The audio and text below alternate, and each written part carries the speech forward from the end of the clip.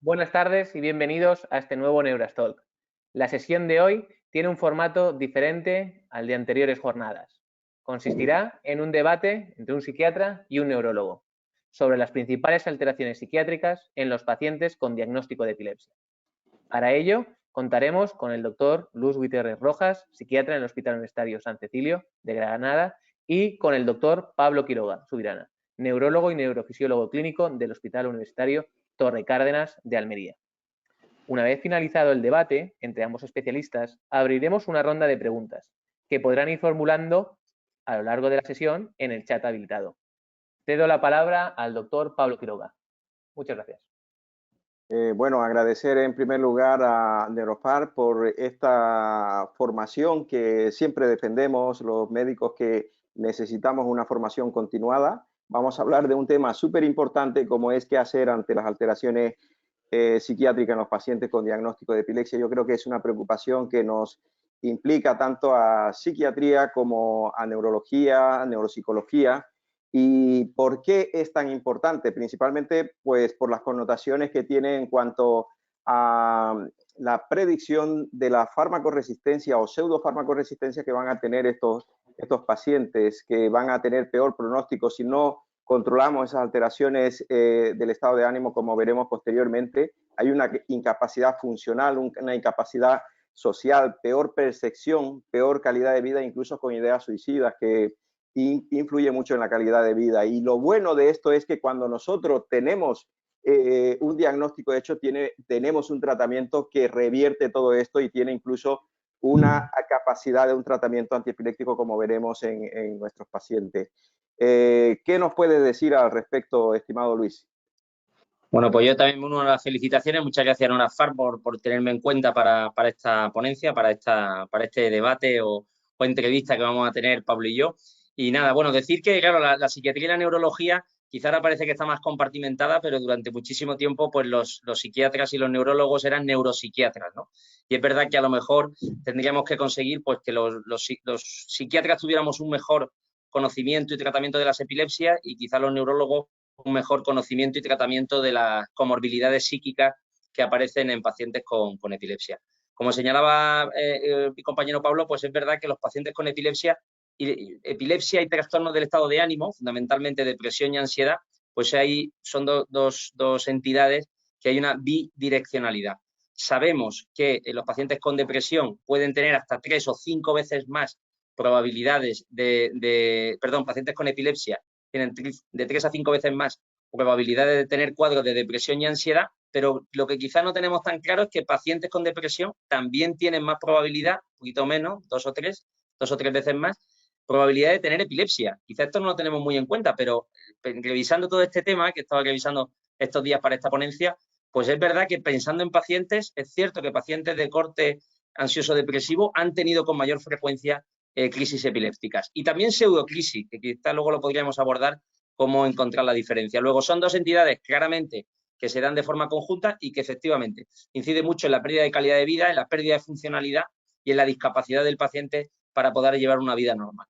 Y una cosa súper importante que podemos ver, Luis, y revisándolo, tanto que hablamos de organicidad, vemos que aquí hay parámetros súper importantes como las implicaciones tanto en el paciente epiléptico como en el paciente con alteraciones del estado de ánimo, las alteraciones en el cortisol, que va a repercutir a nivel incluso de la muerte glial con compromiso de mayor cantidad de glutamato, y eso lo podemos medir en las personas tanto con depresión como con epilepsia, ¿no? Y las alteraciones a nivel de neurotransmisores como la serotonina, el GABA, que están disminuidos y obviamente son neurotransmisores que van a tener una función inhibitoria y por tanto ese umbral va a estar aumentado. Y otra de las cosas súper importantes es que incluso estos pacientes podemos ver esa alteración en resonancia magnética que vemos los pacientes con depresión que van a tener una alteración medible en las resonancias tanto en el lóbulo temporal como en el lóbulo frontal.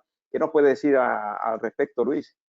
Bueno, ¿Es orgánico o no es orgánico? Claro, cuando decía este tema, ¿no? Es verdad que los psiquiatras tenemos esa coletilla, ¿no? Cuando estamos en urgencia o estamos viendo un caso y dice, tienes que descartar organicidad. Yo creo que es una valla que quizás tendríamos que saltar, porque la realidad es que nuestras enfermedades el trastorno bipolar, la esquizofrenia, las depresiones, por supuestísimo que tienen una base orgánica, ¿no?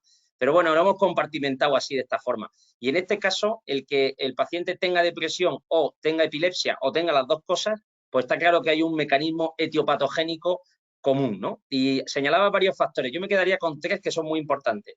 El estado de hipercortisolemia, o sea, el aumento de los corticoides en sangre, el estado del aumento del glutamato extracelular y la disminución del BDNF, creo que son 3 factores que claramente se asocian a apoptosis, es decir, a mayor muerte neuronal. Sabemos que cuanto más se tarde el paciente de tratar la depresión, más deterioro va a tener luego. Y con la epilepsia, 3/4 partes de lo mismo. Entonces, al final, el que haya mucho deterioro neuronal y mucha pérdida de neuronas hace que los pacientes tengan una serie de secuelas que luego nos cuesta que respondan a tratamiento y que nos cuesta que abandonen a veces esos estados de distorsión cognitiva, ¿no? De disfunción cognitiva, que son los famosos síntomas residuales. Esto nos pasa mucho en depresiones crónicas, ¿no? O en pacientes que, por ejemplo, que tienen distimia. Luego, yo creo que al final, si escarbamos, parece que lo que hay es las mismas causas o causas parecidas que acaban dando diferentes síntomas, ¿no? O sea, que hay mucho más en común de lo que parece. Y efectivamente tenemos que tratar ambas causas y además evaluarlo bien, ¿no? Yo creo que nos puede pasar a los psiquiatras que no evaluemos bien la epilepsia y a los neurólogos que no acaben de evaluar bien la depresión. Exactamente. Y aquí aparece otra de las preguntas que siempre están ahí. ¿Qué alteraciones del estado de ánimo se asocian con frecuencia a la epilepsia, ¿no? Aquí vemos que hay alteraciones del estado de ánimo como la ansiedad, la depresión, déficit de atención, psicosis, pseudocrisis, conducta incluso autolítica, como lo decía Luis, hasta 3 veces más frecuente que la población normal, pero es que es impactante cuando vemos que estos pacientes además tienen el suicidio consumado con mayor frecuencia. Por tanto, es algo que debemos de explorar. Por eso, las recomendaciones de la ILAE, ¿no? ¿Y qué es lo que pasa? Que esto no lo identificamos en las consultas. ¿Por qué? Porque no tenemos una escala que podamos utilizar. El principal problema es el tiempo y lo siguiente es que no tenemos escalas rápidas para hacerla y cuando queremos valorar a estos pacientes pues son muchas cosas, ¿no? Al respecto, ¿qué nos puedes decir, Luis? ¿Qué nos puedes aportar? Bueno, has señalado las principales comorbilidades que hay, fundamentalmente ansiedad y depresión son quizás la más importante, pero has dicho muchas otras, todo lo que tiene que ver con la psicosis, y ahí yo creo que es importante diagnosticar si es una psicosis asociada o no al estado epiléptico, ¿no? Porque el tratamiento va a ser diferente. Si se asocian solo a ese estado posictal o preictal o si son psicosis que aparecen de forma comórbida. Y luego pues has comentado otras, ¿no? Como los déficits de atención y todo lo que tiene que ver con la disfunción cognitiva.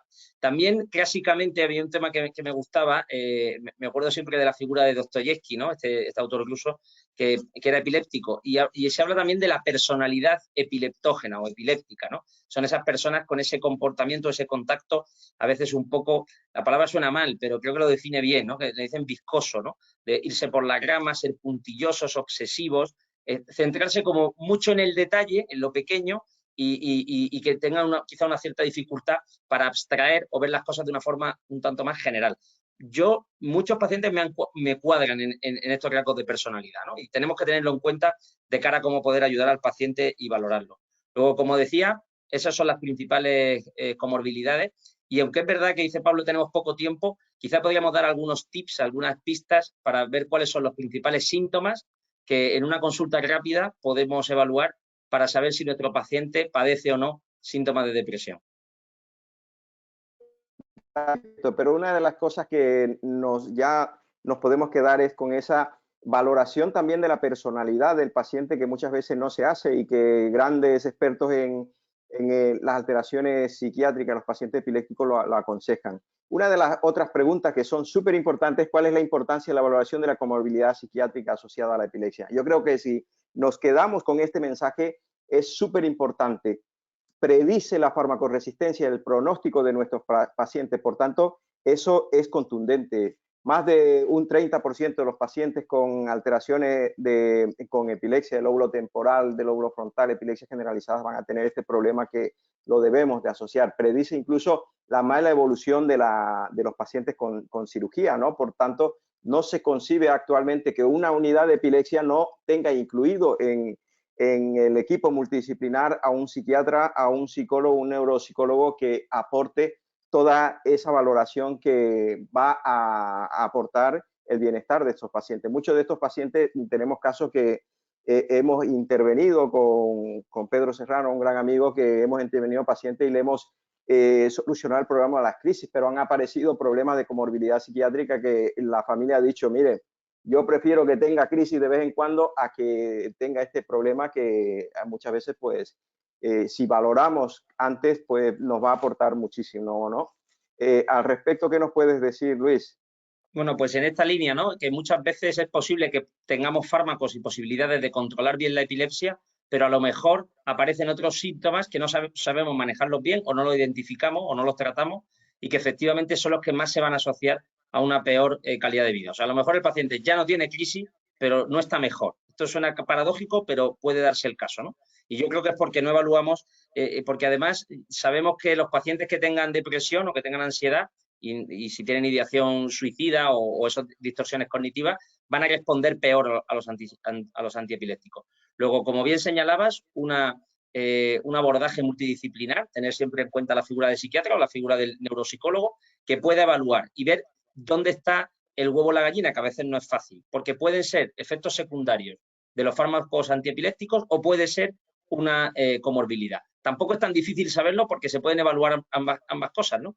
Cambiando dosis o cambiando el fármaco antiepiléptico o utilizando fármacos antidepresivos en el caso de que haya depresión. Luego podríamos señalar cuáles son los que están más indicados. Luego, el mensaje ¿no? sería, una vez que tengamos este paciente con epilepsia, evaluar muy bien que a pesar de que hayan mejorado las crisis, que a lo mejor han mejorado, ver qué otros factores se asocian a que el paciente no funcione, a que el paciente esté discapacitado. Y seguramente una de las claves van a ser estas comorbilidades psiquiátricas, con lo cual tenerlo siempre en cuenta y evaluarlo, ¿no? Y darle también esa oportunidad al paciente, porque a lo mejor le estamos pidiendo que esté bien sin darnos cuenta de que tiene algo que no está siendo tratado. Y un tip a quedarnos, ¿no? Esa valoración de nuestros pacientes que es importante, pero además hay test que nosotros podemos ver los efectos secundarios de ciertos fármacos que no lo hacemos por lo que hemos dicho. Si lo preguntamos, alrededor de un 20% puede decir algo, pero si lo buscamos hasta más del 80% vamos a ver que pueden encontrar alteraciones en pacientes con comorbilidad psiquiátrica y eso es importante, ¿no? ¿En qué tipo de epilepsia es más frecuente la asociación de determinada comorbilidad psiquiátrica? Esta te la preguntaría yo a ti, Pablo, porque nosotros ya sabes, los psiquiatras, que a lo mejor nos perdemos en los tipos de epilepsias, tanto si es ausencia como si es generalizada, o con respecto a los lóbulos, ¿no? ¿A qué lóbulo afecta? Luego, esto casi te lo pregunto yo a ti. ¿Cuáles serían las epilepsias que más se asocian a comorbilidad psiquiátrica? Pues esto es una pregunta súper interesante que como neurólogos y los que nos dedicamos a la epilepsia siempre hemos tenido presente la epilepsia focal como la que lleva mayor comorbilidad psiquiátrica y dentro de eso la epilepsia del lóbulo temporal. Sin embargo, cada vez vamos conociendo el conocimiento de trabajo que desarrollan el estudio neuropsicológico de estos pacientes nos muestran el perfil de personalidad que tienen estos pacientes, alteraciones, tanto la ansiedad, la depresión, el lóbulo temporal, pero es que también hay alteraciones de trastorno de personalidad presente en lo que tú decías, en los pacientes con, por ejemplo, epilepsia generalizada, la epilepsia mioclónica juvenil. Si tú vas profundizando, pues ves que hay alteraciones importantes, incluso la epilepsia ausencia que tiene alteraciones de hiperactividad y déficit de atención, que también lo tenemos que tener presente porque estos pacientes, pues si no valoramos este tipo de alteraciones, pues se nos pueden pasar desapercibidas, ¿no? Entonces, eso es súper importante para nosotros. Vamos a pasar a ver... Me ha interesado, Pablo, en lo que señalabas del lóbulo frontal, ¿no? La epilepsia del lóbulo frontal y epilepsia mioclónica juveniles, la asociación a veces con trastornos de la personalidad. Yo diría esos trastornos de la personalidad, decimos nosotros de clúster B, que son los que más se asocian a problemas de impulsividad, ¿no? Pacientes que les cuesta, por ejemplo, planificar y al no poder planificar, pues muchas veces se dejan llevar por los impulsos, ¿no? Ni son capaces de frenar un impulso, ni son capaces de planificar una determinada actividad. decimos así un poco vulgarmente, el paciente se ha desfrontalizado, ¿no? Y entonces ya empieza a tener una actitud, una verborrea, un gasto excesivo, una actividad no planificada, un cambio de personalidad que a la familia le llama mucho la atención. Y a veces se plantea que lo que necesita es pues un psicólogo o utilizar psicofármacos, cuando a lo mejor lo que está pasando es que lo que tiene es una epilepsia mal controlada, y controlando mejor la epilepsia, muchos de esos rasgos de personalidad disfuncionales se corrigen o mejoran. Exactamente. Yo creo que también comprender a estas personas, si sabemos ese perfil, actuar como tú dices, es otro tip a quedarnos que es súper importante. Y una de las preguntas súper importantes que es esta. ¿Existen cuadros neuropsiquiátricos específicos que no están incluidos en los actuales sistemas de clasificación de las enfermedades psiquiátricas? Este es un problema porque hay peculiaridades, como decíamos al inicio, en los pacientes con epilepsia, con crisis antes, alteraciones preitales, antes de las crisis, que tienen disrupción en irritabilidad, incluso rumiaciones de ideas suicidas que no nos damos cuenta hasta que aparece la crisis epiléptica o incluso después de la crisis epiléptica. Y si nosotros vemos el DSM-5, estas alteraciones pues no figuran. Por eso la ILAE encargó a un grupo de expertos de que hicieran una pequeña clasificación para que aprendamos a detectar estos cuadros que son súper importantes. Al respecto, Luis, ¿qué nos puedes señalar? Sí, pues, pasando todo esto, que efectivamente yo es algo que desconocía, la Asociación Internacional de Epilepsia planteó que había una serie de cuadros psiquiátricos que quizá no estaban bien reflejados en el DSM-5 y que incluso pueden confundirse. Si uno coge el DSM-5 o los DSM anteriores, cualquier cuadro psiquiátrico, ya sea, por ejemplo, un trastorno psicótico o ya sea un trastorno del estado de ánimo, una depresión o un trastorno bipolar, siempre viene una coletilla, ¿no? Que suele ser el criterio E, que dice siempre y cuando este cuadro no se explique por la toma de una droga, de un fármaco o de una enfermedad. Bueno, pues ahí es donde tendrían que estar estos cuadros. Es decir, ojo con una serie de alteraciones que podemos sospechar que son psiquiátricas, pero luego descubrimos que lo que hay de base es un cuadro epiléptico. Y estos expertos señalaban fundamentalmente tres. La primera, la disfunción cognitiva, es decir, todo lo que tiene que ver con problemas de memoria, atención, concentración, función perceptiva o planificación. Ahí tener siempre en cuenta, pues eso, ¿no? ¿Qué fármacos está tomando el paciente o qué síntomas cognitivos tiene? Si esos síntomas cognitivos se asocian o no a tener una patología psiquiátrica. Segundo, lo que decía, las psicosis asociadas a epilepsia, que pueden aparecer como pródromos o posteriores. Claro, si un paciente tiene un cuadro psicótico, fundamentalmente una esquizofrenia, ¿no? Que son los cuadros psicóticos más crónicos, va a tener esos episodios psicóticos de repetición. Y un episodio psicótico no se va a resolver en el tiempo si no es tomando antipsicóticos. El paciente no mejora. Sin embargo, en las psicosis que son asociadas a la crisis están mucho más autolimitadas en el tiempo. Pueden aparecer esos síntomas psicóticos y desaparecer, ¿no? Con lo cual, ahí ya nos puede dar una pista de cómo pueden, de a qué se pueden deber, ¿no? Si es un cuadro psicótico crónico o se asocia solo a esos periodos de epilepsia.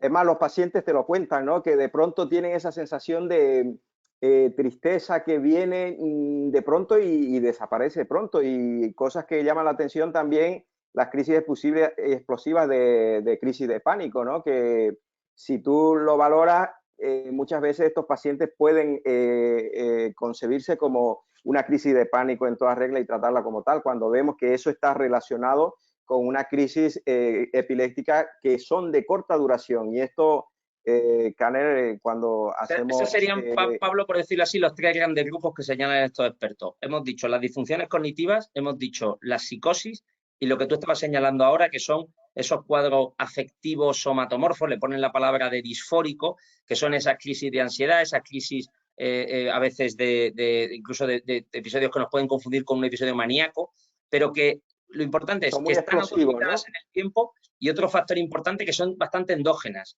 Normalmente una persona puede tener una crisis de irritabilidad o puede tener un episodio psicótico por un factor externo, algo que le ha inducido ese cuadro, ¿no? Sin embargo, aquí son autolimitadas y aparecen espontáneamente y desaparecen espontáneamente, ¿no?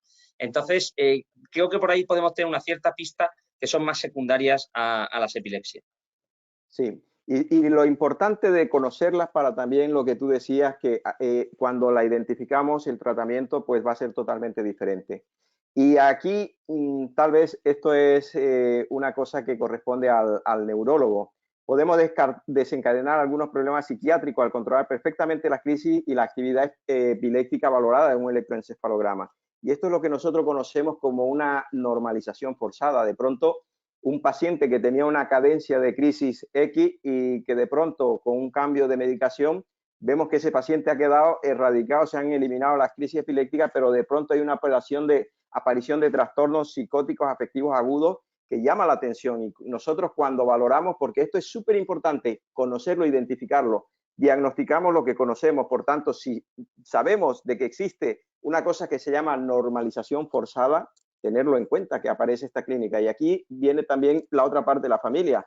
Yo prefiero que mi marido, yo prefiero que mi mujer tenga una crisis de vez en cuando a que esté con todo este problema que ha aparecido. Y eso nos obliga a replantear el tratamiento y muchas veces pues dar un tratamiento, reintroducir fármacos que nos van a ayudar, ¿no? Por tanto, aquí yo no sé si conocías este aspecto, Luis. La verdad es que me ha parecido muy interesante, como he estado revisando todo esto de cara a la ponencia de hoy, lo de la normalización forzada, paciente, y me hace un poco pensar, ¿no? Porque es verdad que nosotros los psiquiatras sabemos que tener una crisis epiléptica tiene un efecto terapéutico. De hecho, las forzamos, ¿no? En la terapia electroconvulsiva. Al final, una terapia electroconvulsiva no deja de ser producir un ataque epiléptico. Antiguamente, si nos acordamos, incluso se hacía con bolus de insulina, cosa que era mucho más grave porque podíamos acabar matando al paciente, ¿no? Pero con los bolus de insulina producías un shock hipoglucémico y hacía que el paciente convulsionara. Y esa convulsión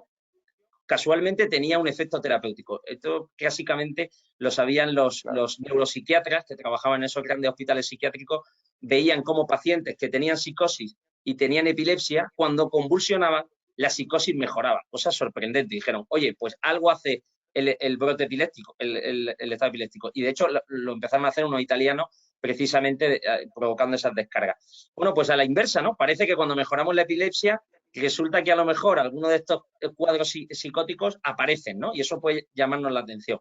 Efectivamente, conocerlo, como tú señalas, Pablo, porque cuando uno lo conoce, pues no se sorprende tanto. Y luego, la buena noticia es que suelen tener una buena respuesta a antipsicóticos, especialmente en aquellas epilepsias que se han controlado con fármacos antiepilépticos y que no han precisado cirugía.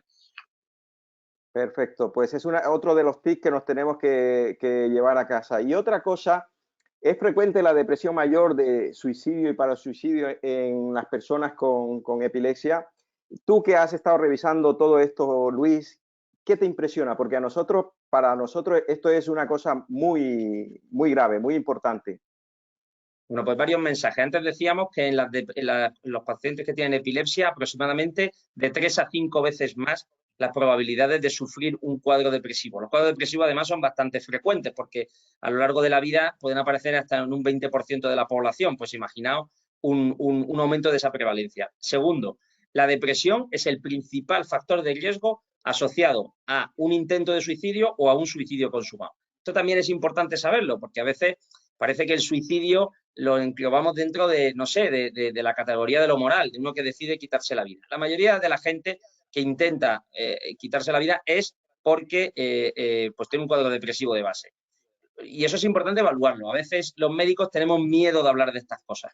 No le debemos de preguntar directamente al paciente, oiga, ¿usted ha pensado en suicidarse o usted piensa en suicidarse? Porque es una pregunta que puede generar una cierta incomodidad, pero esto es como una escalera, ¿no? ¿Ha pensado usted que la vida no merece la pena?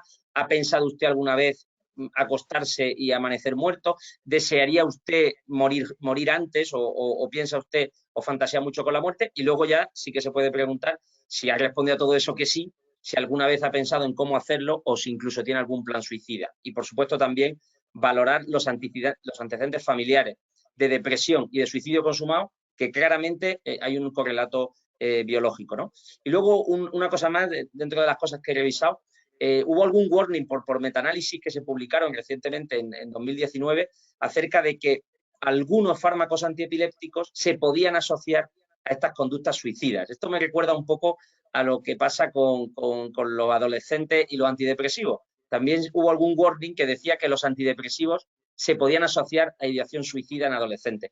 No es que se asocien, es que muchas veces los fármacos, ya sean antiepilépticos, ya sean antidepresivos, al mejorar ese estado de apatía, de inhibición, de tener al paciente apático, anhedónico, pues curiosamente esas ideas malas que pueden tener les pueden llevar a un acto. Entonces puede haber una asociación estadística que no es que el fármaco provoque eso, sino que al mejorar algunos síntomas depresivos pueden hacer que intenten suicidarse. Luego, ¿cuál es la idea? ¿Cuál es el mensaje? No que los fármacos provocan eso, sino que los fármacos tienen que controlar esas crisis epilépticas o esa depresión, pero sí tenerlo en la cabeza, sobre todo al inicio del tratamiento. Avisarlo muy a que la familia lo sepa, sobre todo si ha tenido esa ideación o ha tenido esos antecedentes familiares, ¿no? Pero nunca decir no tratar, ¿no? Porque puede haber ahí un falso efecto que nos puede llevar a no tratar a los pacientes adecuadamente. Es un mito que nosotros también luchamos para romper, ¿no? El hecho de que el estigma que tiene de utilizar fármacos con lo que vaya a pasar. Yo creo que el pronóstico que tiene tenemos que conocerlo, incluso la iatrogenia que podemos producir los médicos, como lo estás diciendo, por utilizar determinados fármacos que, si no sabemos la comorbilidad psiquiátrica de nuestros pacientes, pues tenemos esa predisposición que en muchos lugares incluso tienen aspectos legales detrás, por eso hay una valoración mucho más rigurosa, ¿no? Que tenemos que tenerla en cuenta. Debe ser evaluada de forma sistemática la depresión en personas epilépticas. Yo creo que esto es rotundo. Esto es un sí por lo que tú acabas de decir, ¿no? Predice la farmacoresistencia, predice el pronóstico, predice una comorbilidad mayor en estos pacientes. Y por tanto, aquí lo que tenemos que hacer es aunar para esta valoración y buscar estrategias. Sabemos de que por el tiempo, porque no tenemos algunas escalas, pues aquí es donde están nuestros objetivos para mejorar las estrategias y buscar buenas estrategias para nuestros pacientes. ¿Qué opinas, Luis, de esto? Que pasando todo esto, pues he encontrado una escala, ¿no? Que, en fin, la estuvimos comentando preparando esta ponencia. Es una escala específica para evaluar sintomatología depresiva en pacientes con epilepsia. Es la NNDIE, que es, viene un acrónimo en inglés, que es Escala para la Evaluación de la Depresión en Pacientes con Epilepsia. Y son solo 6 ítems. Al final, porque era una escala que yo no conocía, lo que han cogido son lo más nuclear, ¿no? de las escalas que nosotros utilizamos para depresión. En concreto, los 6 ítems son: todo me supone un esfuerzo, bueno, esto lleva luego una escala Likert de 4 a 1, todo me supone un esfuerzo, nada de lo que hago me sale bien, me siento culpable, siento que estaría mejor muerto, me siento frustrado o tengo dificultad para sentir placer. Luego, al final, son ítems asociados a ideas de muerte, a ideas obsesivas de contenido negativo, no me sale bien, me siento culpable, me siento frustrado, y luego todo lo que tiene que ver con no soy capaz de hacer esfuerzos, o sea, lo que quiero hacer no soy capaz de hacerlo y no siento placer con las cosas que anteriormente hacía y me gustaban. Son cosas muy sencillas, esas 6 preguntas que además en una consulta normal y una exploración normal nos pueden surgir. Si varias ya salen positivas, podríamos hacer una evaluación ya más global, preguntando por todos los ítems de la depresión, que son los que hemos dicho, pero también el estado de ánimo, la conducta sexual, la alimentación, el sueño, ya podríamos hacer algo. Pero yo creo que esta escala es interesante, es fácil de conseguir y son 6 ítems que nos pueden servir de screening. Luego, y para aportar de esto, Luis, decir que hay un grupo español a la cabeza de Irene en la Rueda Internacional que la ha validado al español y que la podemos utilizar con mucha facilidad. ¿Qué es lo que pasa? Que aquí está el problema del tiempo, ¿no? Pero cuando conocemos esta herramienta tenemos que tenerla presente porque nos aporta muchísimo. Más calidad para nuestros pacientes, menos gastos. Estos pacientes se la calidad de vida es mejor, por tanto, pueden hacer muchas cosas en beneficio para ellos y para quienes les rodean, ¿no? Pablo, por tanto, si me permite un mini comentario, que tengamos muy en cuenta que hay una serie de síntomas que son claramente depresivos, que a lo mejor los neurólogos que tenéis mucho más conocimiento de las demencias, de las disfunciones, se pueden confundir. Ahí está el famoso concepto de la pseudodemencia depresiva. Bueno, pues aquí en epilepsia nos puede pasar lo mismo.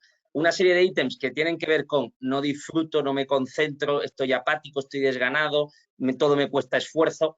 a lo mejor lo podemos plantear como efecto secundario del fármaco o como efecto de la epilepsia, sin ser conscientes de que lo que hay de fondo, de forma larvada, es una depresión no diagnosticada. Y que si no la buscamos, se nos pasa seguro. Entonces, es una de las cosas que también nos las quedamos. Y aquí está una de las preguntas súper importantes. ¿Qué evidencia existen sobre los efectos neuropsiquiátricos de los fármacos antiepilépticos, ¿no? Sabemos de que están implicadas en la regulación del estado de ánimo en la conducta y no solamente de las crisis epilépticas, pero también lo que tú decías, ¿no? Tenemos que tener en cuenta que algunos efectos se nos pueden confundir. ¿Qué nos puedes decir al respecto, Luis? Bueno, aquí sabemos, aquí hay una pregunta clásica, ¿no? Que es decir, ¿por qué hay una serie de antiepilépticos que tienen una mejora en el estado de ánimo? De hecho, los utilizamos como eutimizantes, como estabilizadores del humor, y ¿por qué otros no? Y la gente no sabe, o sea, que es una pregunta científica que no se sabe muy bien responder, también porque son mecanismos de acción complejos. Yo el mensaje que daría es, lo principal, controlar la epilepsia. Es muy importante controlar la epilepsia, porque hay fármacos que están asociados a estos efectos neuropsiquiátricos, todos sabéis cuáles son, pero sin embargo no tienen por qué aparecer. Luego, primero, utilizar un buen fármaco antiepiléptico, que vosotros sois los principales expertos, que me controle la epilepsia. Y luego, si viéramos que a pesar de controlar la epilepsia, como hemos contado antes, ya sea por la normalización forzada o ya sea porque hay comorbilidades no resueltas, pues a lo mejor sí que nos tenemos que plantear cambiar ese fármaco antiepiléptico. Yo quizás señalaría los que conozco que más uso, que sí que tienen un efecto beneficioso sobre el estado de ánimo, ¿no? Que fundamentalmente son el ácido valproico, la carbamazepina, que tiene un buen efecto en el control de los impulsos, la lamotrigina, que tiene un buen nivel a nivel de la prevención de las fases depresivas, y la carbamazepina, que como es un inductor enzimático, pues nos gusta poco usarlo, ¿no? Entonces, yo creo que esos son los que más usamos los psiquiatras. En el terreno de los antiepilépticos, voy a decir, más neurológicos, más de vuestro campo, pues quizá me pierdo un poco más, pero el mensaje sería eso. Si el paciente está bien y está bien controlado de la epilepsia, perfecto, pero si aparecen comorbilidades, tener en cuenta que algunos antiepilépticos pueden estar asociados. Entonces habría que plantearse a lo mejor un cambio. Sí. Y aquí aporto yo la parte también de vista de que el control de las crisis epilépticas es fantástico, pero tenemos que conocer la comorbilidad de nuestros pacientes. Si nuestro paciente tiene una comorbilidad psiquiátrica, tenemos que plantear el perfil, porque podemos cometer que ese paciente no vaya a... Vamos a controlar las crisis, pero nos vamos a meter en un berenjenal de alteraciones conductuales que si utilizamos un fármaco con un perfil adecuado, nos vamos a controlar mejor.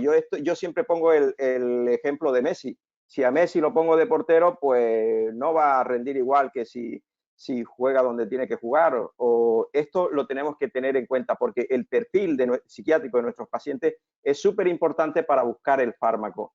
Vamos a tener mejor beneficio y el fármaco que nosotros utilicemos nos va a rendir más y vamos a tener un paciente más agradecido. Y tal vez una de las preguntas que me gusta porque tenemos que llevarnos a casa con rotundidad es qué influencia ejercen los tratamientos psiquiátricos sobre la epilepsia. Romper ese mito que tú decías, Luis, de que los fármacos antidepresivos, los fármacos para las alteraciones de ánimo, ese estigma, ese mito que hay, que hace que muchas veces que los neurólogos o los psiquiatras no lo utilicemos cuando los beneficios están demostrados en estudios a doble ciego. Pacientes con epilepsia que han sido expuestos a tratamientos con fármacos antidepresivos y han ido perfecto, han controlado mejor las crisis epilépticas y han tenido una calidad de vida fenomenal. Y aquellos que se han puesto pasivos han tenido farmacoresistencia, mayor cantidad de crisis y peor calidad de vida. Por tanto, eso es contundente. ¿Qué nos puede decir al respecto, Luis? Si os parece, por intentar ser telegráfico pero contundente con las ideas, porque hay muchos fármacos que están recomendados y otros que no. Vamos a irnos a los recomendados. Dentro de los cuadros de ansiedad y los cuadros de depresión, lo lógico es utilizar un antidepresivo. Ojo con el uso de benzodiazepinas. A veces para los cuadros de ansiedad utilizamos muchas benzodiazepinas en monoterapia y eso casi empeora el estado cognitivo. Luego, ojo con la benzodiazepina, ¿no? Fundamentalmente utilicemos antidepresivos. ¿Cuáles?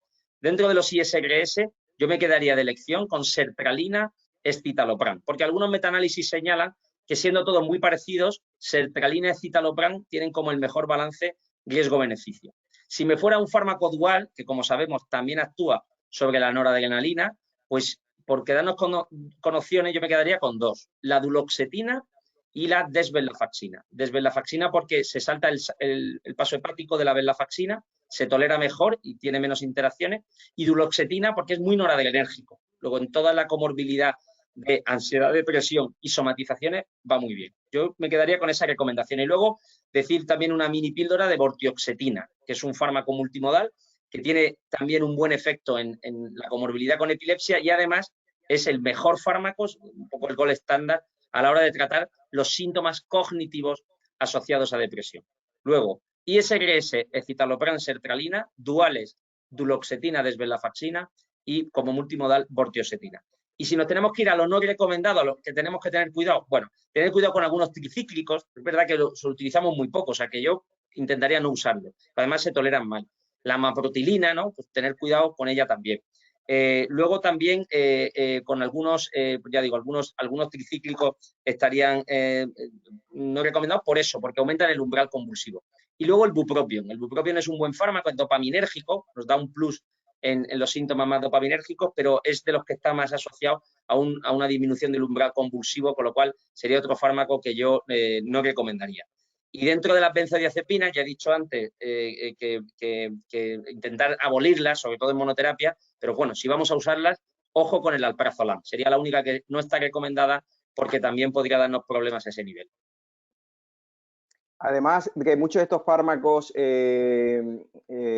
Luis, lo tenemos que utilizar por un tiempo limitado, que no, los fármacos que ponemos no son forever, no son para siempre, ¿no? Y eso también creo que es un mensaje que tenemos que llevar a casa. Al menos Luego, en Pablo, qué situaciones tú... si me permites, en el campo de la psicosis, antes hemos dicho que este grupo de expertos decía que las psicosis asociadas a epilepsia era uno de los cuadros que estaba peor diagnosticado. En ese caso, como recomendado, nos podríamos quedar con aripiprazol, risperidona. Sabemos que el aripiprazol es un agonista parcial y se tolera bastante bien, y risperidona es un antipsicótico atípico pues, muy, muy eficaz. Y ojo con, no recomendado, fármacos como clozapina, olanzapina, quetiapina. Y luego también la clorpromacina, que es un clásico. Pero estos tres, clozapina, olanzapina y quetiapina, quedamos con esa regla mnemotécnica, las pinas, hay que tener más cuidado porque también podrían estar asociadas a un problema con el umbral convulsivo, mientras que aripiprazol y risperidona son más seguros. Y quedarnos también con la idea que decíamos antes, en las normalizaciones forzadas que aparezcan psicosis, tratémoslas con antipsicóticos que no empeoren la epilepsia, y estas dos serían buenas opciones. Y otra cosa, Luis, ¿estaría recomendado utilizar en determinados casos en la terapia electroconvulsiva? Porque muchas veces esto tenemos en la cabeza, ¿no? Hombre, es un paciente epiléptico, ¿cómo vamos a utilizar esto? Yo creo que aquí también el trabajar en conjunto neurología y psiquiatría nos permite ver una opción en determinados casos. ¿Qué nos puede decir al respecto? A mí me ha llamado la atención porque efectivamente antes de esta ponencia te hubiera dicho que no, quizá por lógica, pero sin embargo he visto que no está contraindicada. Como sabemos, la terapia electroconvulsiva es un tratamiento que utilizamos cuando hay una resistencia a los fármacos, fundamentalmente en depresiones resistentes, en algunos cuadros bipolares y en algunas esquizofrenias más inhibidas, más catatónicas. Pero también tengo que decir que pienso que con los fármacos que tenemos en el mercado vamos a tener muy buena respuesta, o sea que a lo mejor para un paciente muy resistente que se han utilizado 2 o más fármacos con escasa respuesta, sí que podríamos irnos a TEC y saber que no está contraindicado. Pero creo que antes vamos a tener opciones farmacológicas que nos van a resolver la mayoría de los casos. Perfecto, Luis. Y para terminar, ¿qué mensajes podemos llevarnos a casa? Yo creo que esto nos enriquece tanto a los psiquiatras, los neurólogos, los psicólogos, que son cosas que nos enriquecen, facilitan el diagnóstico para hacer un tratamiento adecuado y mejorar la calidad de vida. Te dejo para que dejes algunos mensajes, Luis, y qué nos debemos llevar a casa. Si te parece, hago un resumen de todo lo que hemos estado tratando y luego tú puedes puntualizar, Pablo, o añadir lo que creas oportuno. Por un lado, Perfecto. que la epilepsia es una enfermedad que está asociada a un incremento muy importante de la comorbilidad psiquiátrica, multiplicando por 2, por 3, por 5, depende de la enfermedad que digamos, determinadas enfermedades psiquiátricas. ¿Cuáles? La depresión, la ansiedad. La depresión, principal factor de riesgo de ideación suicida y suicidio. Luego, ojo con todo ese campo. Y además, psicosis trastornos por déficit de atención y disfunciones cognitivas. Luego, a pesar de que hemos compartimentado un poco la medicina en psiquiatría y neurología, los neurólogos tienen que estar muy pendientes de estos síntomas. O bien ellos diagnosticarlos y tratarlos, o tener un psiquiatra de cabecera, un equipo multidisciplinar que pueda tratarlo. Luego, una realidad es que hay una gran comorbilidad. Segundo, lo que, como tú señalabas, lo que no sabemos que existe, lo que no miramos, lo que no estudiamos, no lo vemos. Luego, tener siempre en la cabeza un mini screening. Hemos dado una pauta con una escala concreta de 6 ítems. También tenemos que hacer lo mismo con síntomas de ansiedad. Bueno, pues poder medirlo, poder evaluarlo, poder hacer un screening para saber si el paciente padece o no un cuadro psiquiátrico. Tercero, ser conscientes de que la mejora de la epilepsia, pues suena paradójico, puede producir un incremento de los síntomas, de síntomas psiquiátricos, psicosis y cuadros afectivos. Luego, ojo, que si eso pasa, saber que existe y saber que tiene un tratamiento, ¿no? Para que no nos llame la atención o no nos pase esto que comentaba Pablo, ¿no? De que los familiares dicen, prefiero que esté convulsionando y que no tenga estos síntomas psiquiátricos. Bueno, pues que sepamos que eso es una realidad. Luego, de cara al tratamiento, pues ya hemos dicho, recomendado dentro de los antidepresivos, pues ISRS, escitalopram, sertralina, dentro de los duales, duloxetina, desvenlafaxina, y luego dentro de los antipsicóticos, pues quizá lo que nos puede dar un mejor perfil es el aripiprazol y la risperidona. ¿Qué cosas no estarían tan bien indicadas? Bueno, pues quizá algunos tricíclicos, el alprazolam, que es una benzodiazepina asociada a esa disminución del umbral convulsivo, y el bupropión. Y luego dentro de los antipsicóticos, clozapina, olanzapina, quetiapina, también tener cuidado. Yo creo que con esto es un mapa que nos da bastantes pistas sobre cómo evaluar, sobre cómo tratar y sobre cómo, como tú señalabas, mejorar la calidad de vida y la funcionalidad del paciente. Ahí está. El mensaje yo creo que es rotundo y claro. Tenemos que diagnosticar para mejorar la calidad de vida de nuestros pacientes, para evitar la farmacoresistencia, que en realidad es una pseudofarmacoresistencia, y también pensar en el tratamiento del apoyo psicológico en determinados momentos, romper con el estigma y el mito de que el uso de fármacos relacionados con el tratamiento antidepresivo, la ansiedad, la psicosis, producen más crisis epiléptica o el riesgo de disminuir el umbral convulsivo, que eso es un mito. Y entonces tenemos que tenerlo en cuenta para quitar ese miedo y saber de que tenemos un instrumento súper importante en cuanto al tratamiento del apoyo psicológico, la terapia, la psicoterapia. ¿Qué nos puede decir? Porque yo creo que aporta también una cosa que tenemos que tenerlo debajo de la manga para algunos pacientes, además que nos ahorra en costo de fármacos, nos ahorra en que la calidad de vida de estos pacientes para incorporarse al trabajo, ¿no? Me vas a permitir que casi me lo has dejado, como se suele decir, al pie para rematar, un artículo que ha generado una cierta polémica que se acaba de publicar en la revista Cell, que es una revista de investigación básica, que ha hablado sobre cuáles son los mecanismos de acción subyacentes de los antidepresivos. Conocemos toda la teoría de las monoaminas, pero a veces esa teoría de las monoaminas no nos acaba de cuadrar, ¿no? Bueno, pues se ha visto que los antidepresivos, los ISRS, por ejemplo, también actúan a través de otros marcadores, de otros receptores de membrana, y que ahí podría tener un efecto o podría explicarse su efecto terapéutico. Y lo interesante de este trabajo es, y va en la línea de lo que tú señalabas, porque se ha hecho con animales de laboratorio, cuando tú al animal de laboratorio le das el fármaco pero no haces otras cosas, no haces nada conductual, no se apoya en una psicoterapia, incluso el fármaco puede poner peor al paciente, en este caso a la rata, es decir, la puede inducir un cierto estado de angustia. Luego, la psicoterapia y la farmacología tienen que ir de la mano. ¿Cuáles serían los principales elementos asociados a una psicoterapia cognitivo-conductual en pacientes con depresión? Cognitivo, cambio de distorsiones cognitivas. ¿Cuáles son las ideas del paciente? Nunca me voy a poner bien, la vida es un desastre, soy un desgraciado, todo me supone esfuerzo, prefiero morirme, jamás me curaré. Es una serie de ítems que hablan con el nunca, con el todo, con el siempre, con el jamás, ¿no? Entonces, el paciente hay que ir cambiando esas distorsiones. Y segundo, lo conductual. Me aíslo, tengo una conducta fóbico-evitativa, me meto en casa, no quiero salir, tengo una dificultad para empezar acciones nuevas, para hacer cosas que me plazcan, para hacer cosas que me gusten. Y eso se asocia a sedentarismo, mala alimentación, evitar el ejercicio físico, y todo eso fomenta ese estado inflamatorio que decíamos al principio, que puede estar en la base de los cuadros epilépticos, cuadros depresivos. Luego, como bien señalas, Pablo, el fármaco antidepresivo tiene que ir de la mano de un abordaje psicoterapéutico y esto, cuando se hace bien, pues los resultados son mucho más espectaculares.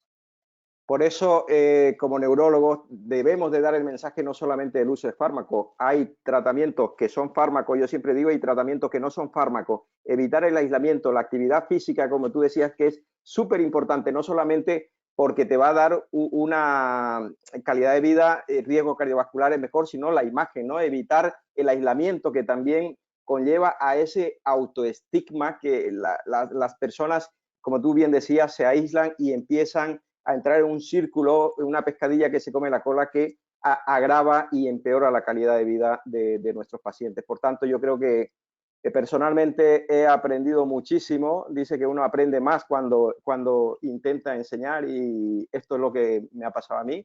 Me permite enviar muchos mensajes, trabajar en equipo. Yo creo que es súper importante la psiquiatría, la neuropsicología y la neurología tienen que trabajar en conjunto y es el camino que tenemos que buscar. Totalmente de acuerdo. Pablo, si me permite un último comentario de todo lo que hemos dicho, creo que en el futuro vamos a tener todavía más datos acerca de lo que llaman ahora el segundo cerebro, ¿no? El cerebro intestinal o el eje cerebro-intestinal. Cada vez se está publicando más acerca de la microbiota, ¿no? Y cómo es el contenido de los microorganismos que tenemos en nuestro aparato digestivo, cómo ese cambio también se asocia a depresión. Y yo creo que vamos a saber cada vez más sobre alimentos que son prodepresivos, ¿no? que empeoran la depresión o que la mejoran, ¿no?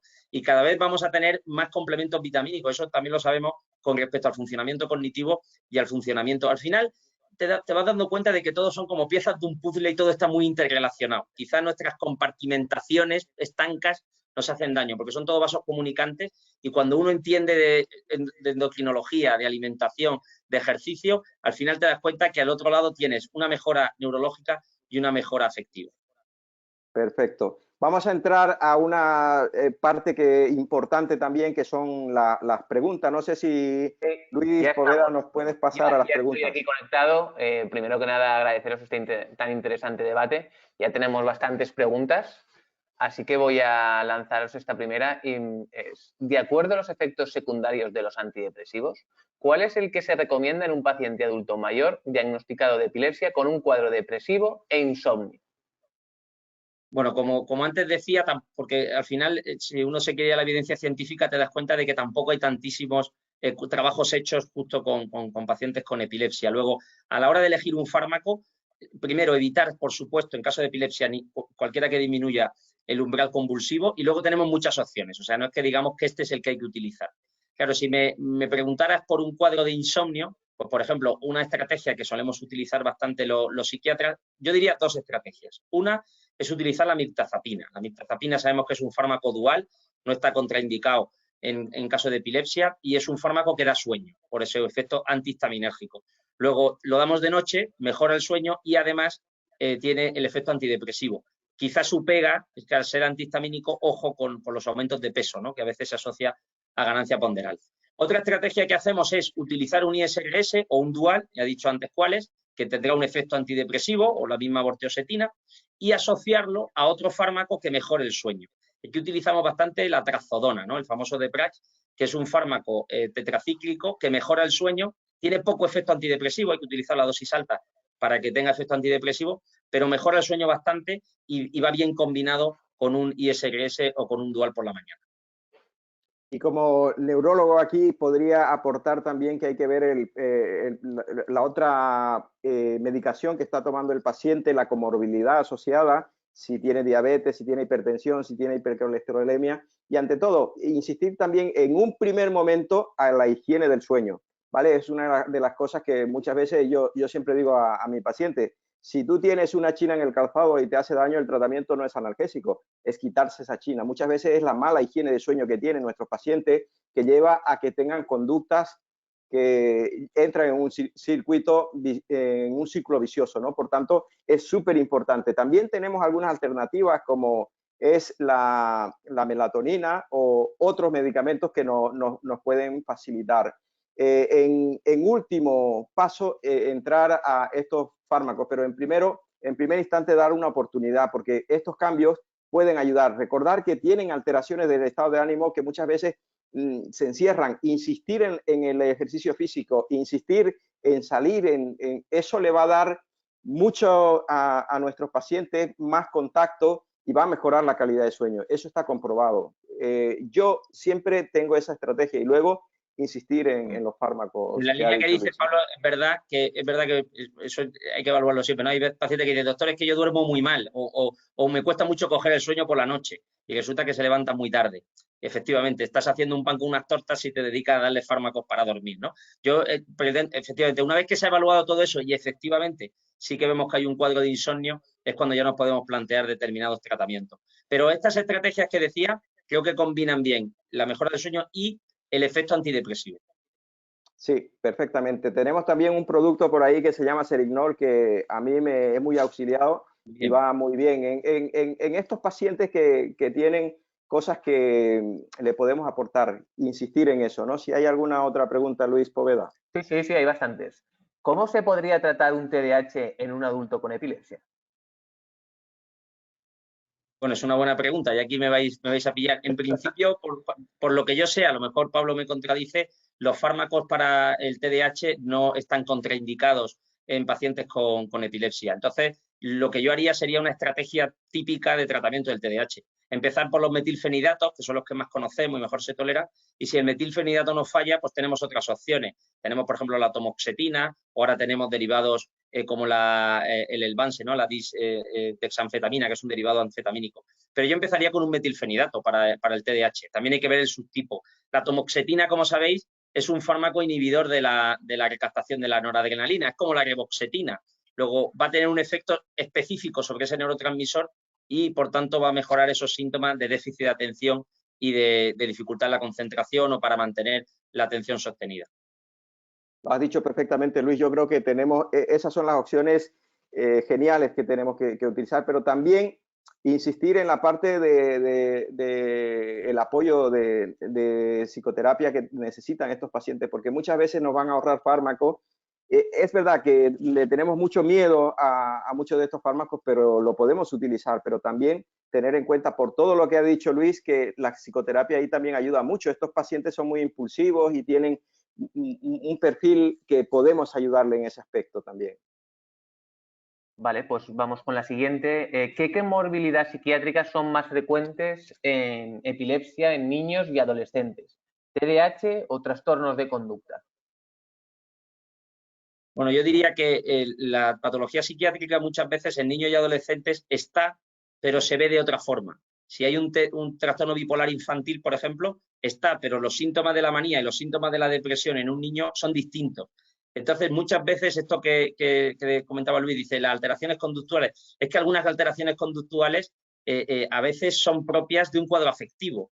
Por ejemplo, en el caso de la depresión, a veces lo que el niño hace es encerrarse, enfadarse, irritarse, tener reacciones exageradas cuando se le llama la atención. Entonces, ese tipo de comportamiento se puede considerar una alteración comportamental y a lo mejor lo que hay de fondo es un cuadro depresivo. El otro día estaba viendo la entrevista esta de Jordi Évole a el Ibai, este que es youtuber, y decía, no, yo es que a veces me encerraba 15 horas. Claro, cuando un niño se encierra 15 horas, puede tener una adicción a Internet, pero lo que hay de fondo es cómo se lleva con sus padres, qué problema tiene de relación con otros, y a lo mejor lo que hay de fondo es un problema depresivo, ¿no? O un problema de ansiedad, o un problema fóbico. Luego, respondiendo a la pregunta, creo que estas alteraciones conductuales tienen más que ver con cuadros afectivos. No sabría decir si son más frecuentes los TDAH o los cuadros afectivos, pero sí que diría que son dos cuadros muy distintos con unos síntomas diferentes y que son relativamente fáciles de diagnosticar. Diagnosticar bien y luego saber tratarlo. De todas formas, también aportar en cuanto a los niños que tienen ausencias, que muchas veces tienen un déficit de atención, claro que tienen un déficit de atención, pero muchas veces está relacionado con la misma epilepsia, ¿no? Entonces, ajustando el tratamiento, también podemos aportar cosas que tenemos que tenerla en cuenta, ¿no? Por tanto, complementar simplemente lo excelente que ha expuesto Luis. También decir ahí que a veces hay que recetar, me explico. Hay fármacos antiepilépticos que se dan para niños con ausencia, o hay benzodiazepinas o fármacos antiimpulsivos que damos para controlar determinados síntomas que en ficha técnica viene claramente dicho que empeoran su rendimiento cognitivo. a veces estamos tratando cosas o estamos viendo efectos que son efectos secundarios. Eso creo que también hay que valorarlo. Qué buen mensaje, Luis, porque yo creo que los médicos, el arte también no es solamente poner medicamentos, sino en determinado momento también saberlo sacar. Muchas veces mis pacientes me dicen, pero a mí me han dicho que este medicamento no me lo toque nadie. ¿Cómo que no? Esto, y venderle para que tengan confianza en ti y retirar ese medicamento con eficacia, que también es terapéutico.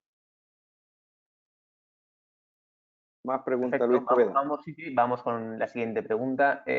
Una de las doctoras nos pregunta, me gustaría saber si tienen experiencia en patología conversiva, pseudocrisis, trastorno conversivo. He visto que a veces se tratan con fármacos antiepilépticos a pesar de que no hay diagnóstico de epilepsia ni hay ninguna alteración en las exploraciones. No se trata de crisis de ansiedad ni trastornos somatomorfos, sino de trastornos por estrés postraumático. Bueno, esta pregunta me encanta. Yo creo que es una patología que solemos tratar mal y que es verdad que a veces el paciente está ahí a toro pasado entre los neurólogos le hacen pruebas, ven que no es una epilepsia, lo mandan al psiquiatra y el paciente lo vive fatal porque entiende que le están diciendo que se lo inventa, que exagera y que no es para tanto, ¿no? Y a veces también los psiquiatras pues podemos no abordarlo bien y quitarle importancia a algo que hace que el paciente sufra mucho. Luego, el principal dato que yo daría es, quiero decir varias ideas. La primera, que el paciente sea conocedor de que esa enfermedad existe, sufre, lo pasa mal y está claramente diagnosticada. No es algo que invente ni exagere. Es una manera que tiene el paciente de transmitir su malestar. Igual que a mí se me puede dormir la lengua o a uno se le puede caer el pelo o podemos tener palpitaciones, lo que le pasa al paciente es que convulsiona. Y la convulsión es una manera de transmitir un malestar psíquico. Y eso es importante explicarlo y dedicar sesiones y días y responder sus preguntas para que el paciente lo entienda. Ni se lo inventa ni está loco, que es lo que a veces le transmite ese es el primer mensaje. Segundo mensaje, los fármacos antiepilépticos no son de elección ni le va a mejorar.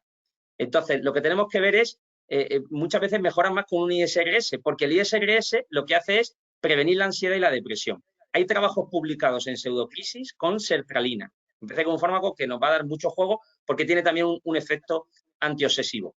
Y las pseudocrisis están asociadas a determinados rasgos de personalidad, que diríamos de corte neurótico.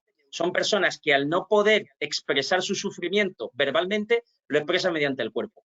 Luego, toda la psicoterapia que vaya encaminada a la expresión del sufrimiento emocional disminuirá también mucho ese tipo de crisis. Con lo cual yo diría eso, psicoeducación, mensaje claro, abordar el caso, transmitir esperanza, tratarlo adecuadamente y no usar fármacos antiepilépticos. Pues te tengo que decir, Luis, que también este tema a mí me encanta mucho y te emplazo a que hagamos algo al respecto. Mira, yo he trabajado mucho con esto y lo que tú dices, el raqueteo que hay, esto es para el neurólogo, esto es para el psiquiatra y está en el mundo de nadie. Y estos pacientes, como tú lo dices, lo viven mal. Lo que ha demostrado los últimos trabajos es que tiene eficacia cuando se trata conjuntamente el neurólogo con el psiquiatra, porque estos pacientes también toman como un estigma de que el neurólogo le envíe al psiquiatra, porque dice, que mi problema es neurológico y tú me estás mandando al psiquiatra. Entonces, está bien, yo te voy a enviar, le tengo que vender, que le voy a enviar para una valoración que lo mismo a mí se me está pasando, pero que yo lo voy a seguir viendo, porque si yo lo dejo directamente, ese paciente va a recaer. Y aparte de estudiar la personalidad, el trastorno de personalidad que tiene estos pacientes, también mucho cuidado porque han sufrido abusos físicos y abusos sexuales que si escarbamos es un problema muy importante y hay que buscarlo. Por tanto, es un tema súper importante y hay que darle la atención que se merece. Si nos fuéramos al origen de esos rasgos neuróticos, y decía la persona que preguntaba, el trastorno de estrés postraumático, muchas veces hay algo de esto. Volvamos a lo de antes. El no ser capaz de hablar de un determinado trauma me puede llevar a relacionarme o a expresarlo mediante una convulsión. Es una manera involuntaria, el paciente no lo hace aposta, pero es la manera que tiene de enfrentarse a eso que no es capaz ni siquiera de verbalizar. Pues vamos a ir ya con la última pregunta para cerrar la sesión. Nos hacen, ¿qué antiepiléptico produciría efectos secundarios? Un segundo, está un poco... Un antiepiléptico que produzca efectos secundarios de tipo conductual, ¿qué sería lo recomendable? ¿Controlar primero la epilepsia o el cambio de antiepiléptico? Esta te la dejo a ti, Pablo. Muy bien, en ese aspecto yo creo que tenemos que conocer lo que hemos dicho anteriormente, nuestros antecedentes de nuestros pacientes, y dentro de eso está el antecedente, el perfil psiquiátrico de nuestros pacientes. Si vemos de que tiene una comorbilidad psiquiátrica y que además es familiar, mucho cuidado. Y vuelvo a decir, si yo tengo un jugador perfecto, lo voy a poner a que juegue en el campo que le corresponde. Si yo no lo pongo en el lugar que le corresponde, voy a fracasar y mi paciente también va a tener problemas. Por tanto, tener en cuenta, si nosotros hemos puesto un fármaco y ese paciente tiene una comorbilidad psiquiátrica, tenemos que retirar ese fármaco. Aunque me controle la crisis, me da lo mismo, tenemos que buscar otro perfil de fármaco para ayudar a ese paciente y tener controlado a mi paciente tanto las crisis epilépticas como la comorbilidad psiquiátrica. Ese es el mensaje que yo puedo dar. No sé si puedes aportar algo tú, Luis, al respecto. Sí, bueno, en esa línea que señalabas, ¿no? Que lo importante es, claro, si te preguntan si ese fármaco está provocando efectos secundarios, ¿lo quitamos o lo cambiamos? Hombre, si tuviéramos una alternativa de un fármaco antiepiléptico que va a controlar las crisis epilépticas sin esos efectos secundarios, pues eso sería lo ideal. Pero a veces el haber dado con un fármaco en concreto que ha mejorado los síntomas no es tan fácil. Luego, si sí que tenemos, siempre va a haber una valoración en riesgo-beneficio. Si sí que tenemos al paciente más controlado, quizá podríamos jugar con las dosis. Pero obviamente, si lo que hay de fondo es una alteración que realmente el paciente lo sufre, los efectos secundarios, y en un antiepiléptico va a ser a largo plazo, pues sí que habría que plantearse buscar una alternativa. Pues ponemos fin al debate, muy interesante, daros la enhorabuena, ha tenido una gran aceptación en preguntas y bueno, muchas gracias a todos y a los asistentes por haber estado hoy con nosotros en esta nueva jornada. Gracias a por los vosotros por vuestra asistentes, atención. gracias Hasta la Luis próxima. y gracias a Neuropharma. Hasta la próxima. Fenomenal.